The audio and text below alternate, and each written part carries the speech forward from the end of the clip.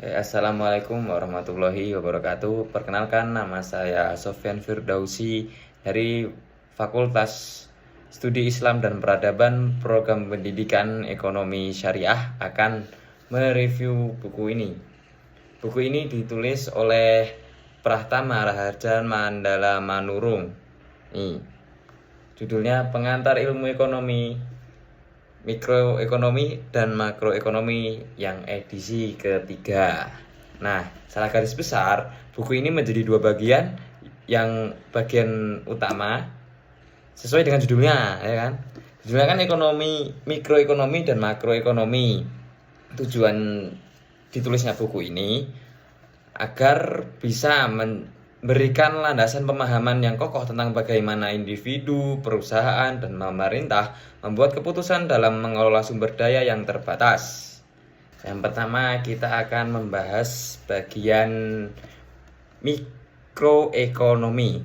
Nah, bagian ini fokus pada perilaku unit-unit ekonomi individual seperti rumah tangga atau konsumen dan perusahaan maupun produsen. Topik-topik yang dibahas di buku ini meliputi masalah pokok ekonomi, mekanisme pasar, dan elastisitas.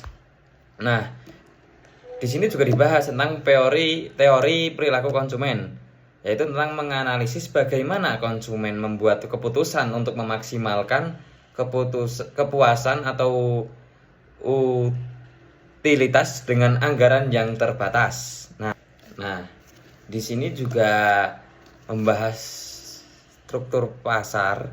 Nah, struktur pasar yang di buku ini menjelaskan berbagai bentuk pasar, mulai dari pasar persaingan sempurna, monopoli, oligopoli, hingga persaingan monopolistik, beserta implikasinya terhadap harga dan output.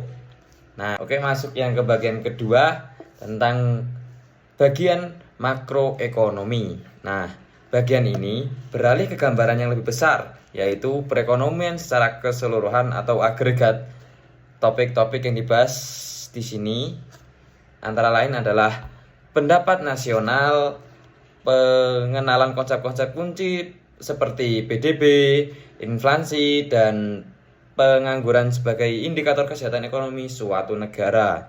Nah, di buku ini juga membahas, di bagian makroekonomi ini juga membahas tentang permintaan dan penawaran agregat, yaitu tentang analisis tentang faktor-faktor yang memengaruhi total permintaan dan penawaran barang atau jasa dalam suatu perekonomian. Nah, ada lagi tentang peran pemerintah.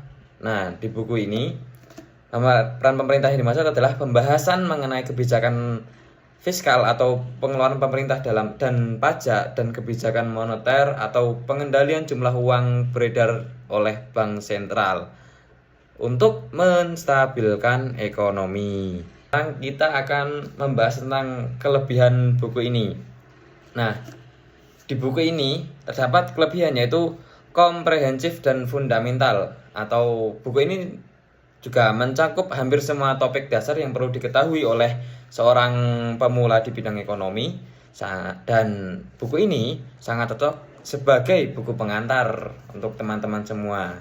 Nah, di buku ini juga tata bahasanya atau dari segi bahasanya itu lebih baik, teman-teman, atau bisa dibilang bahasanya yang terstruktur dan mudah dipahami. Nah, kenapa?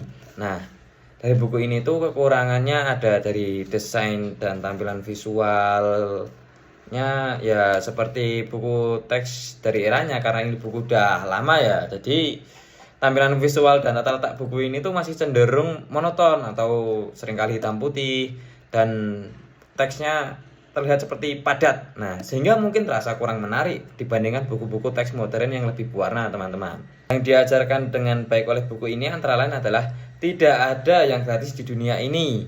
No coaching as a freelance. Pelajaran yang paling fundamental adalah terbang biaya peluang atau opportunity cost. Nah, setiap kali sekian dari saya, ya kurang lebihnya ya mohon maaf, karena saya juga masih belajar ya, sama-sama masih belajar. Cukup sekian dari saya, mohon dimaklumi ya. Ya, wassalamualaikum warahmatullahi wabarakatuh.